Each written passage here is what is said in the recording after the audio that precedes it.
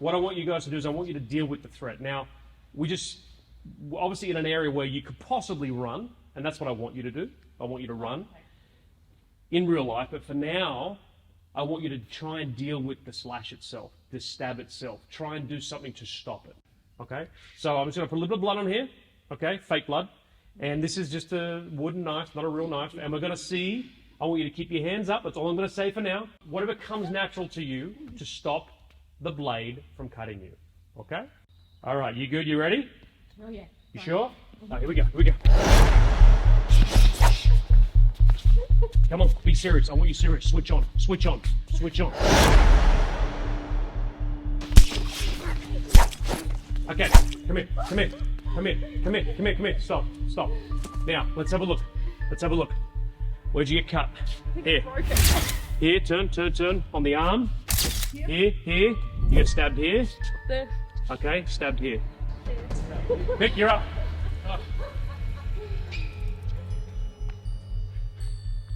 You good, Mick? Go away. Here we go. Here we go.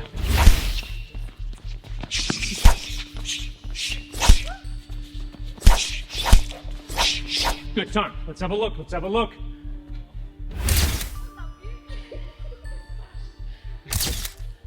Guts are going everywhere.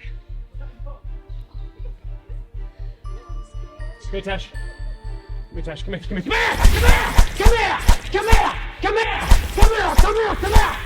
Let's have a look at Tash. Off the top. Now, what we say, it's difficult to defend the knife attack, especially when it's real, it's aggressive. Yeah?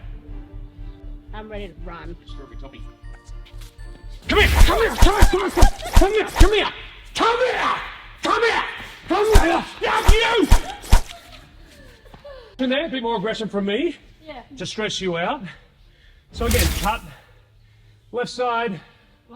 Arm, back. Bit on the neck. Dead. Not an easy thing to defend. Trying to stop an aggressive knife attack is one of the most dangerous and difficult situations you can face in a self-defense scenario. The attacker's speed and unpredictability, coupled with the lethality of the knife, make it a frightening prospect for anyone. Now, to depend solely on traditional blocking or arm grabs can actually increase the risk of being stabbed, as they are often ineffective against the speed and aggression of a knife attack.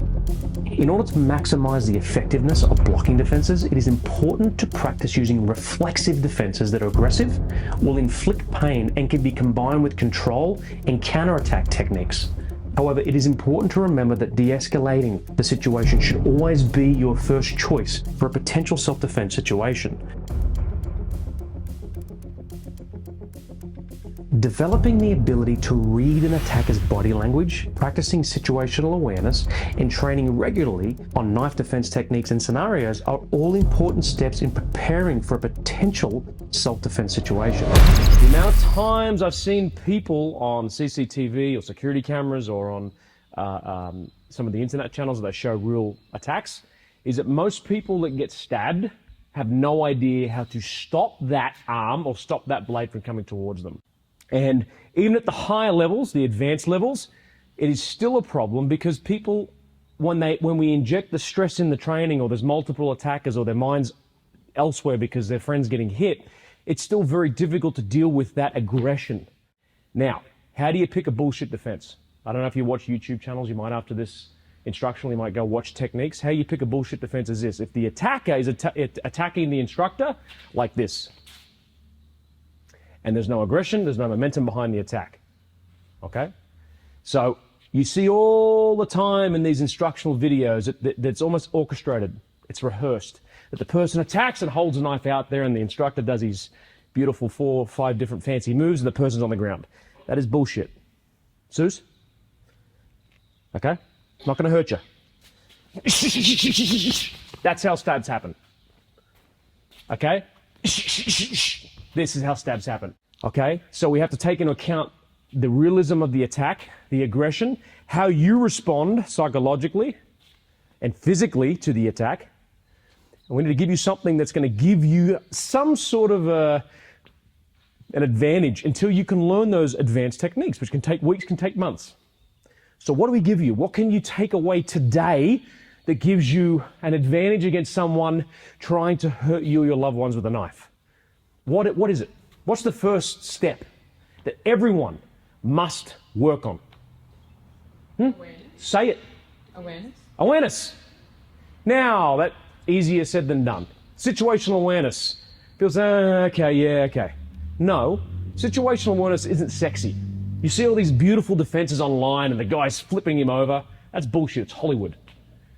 Situational awareness, by you switching on, get your head out of your phone and looking and seeing, looking for those pre-incident or pre-event indicators, seeing the things develop. What doesn't look right?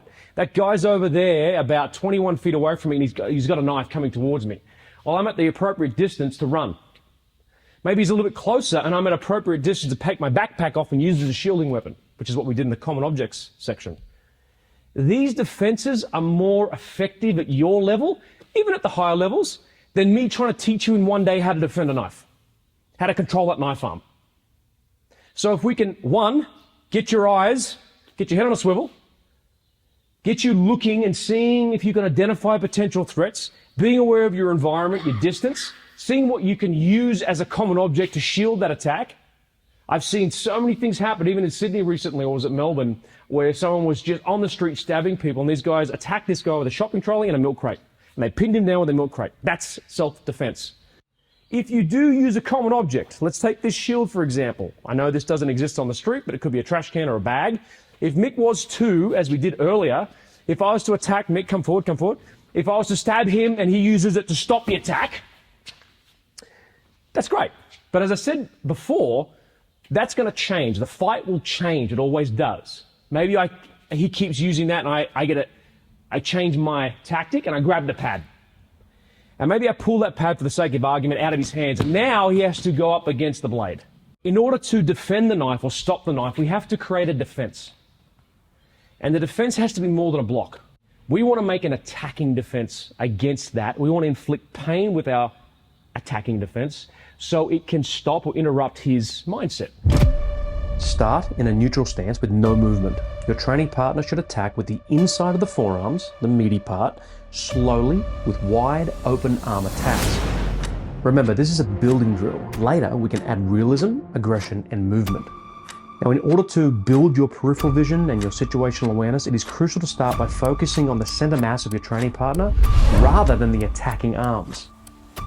The objective of the technique is to create a 360-degree barrier or shield to protect from attacks coming from the outside in, which is divided into 7 positions that make up a complete circle of defense. This is achieved by using the full length of the arm as a defensive area. When executing the defense, an aggressive chopping motion with the arm should be used, with fingers extended and the arm tensed on impact. It is important to defend as close to 90 degrees as possible to stop the attack from continuing, rather than redirecting it by straightening the arm. Now, to inflict pain, the bony part of the outside forearm is used to chop into the muscle area of the attacker's forearm. For maximum power and aggression, the arm should be rotated at the end of the defense and then recoiled and repeated. Now, as you progress, additional techniques such as movement and explosive counterattacks should be added to further enhance the effectiveness of the 360 defense.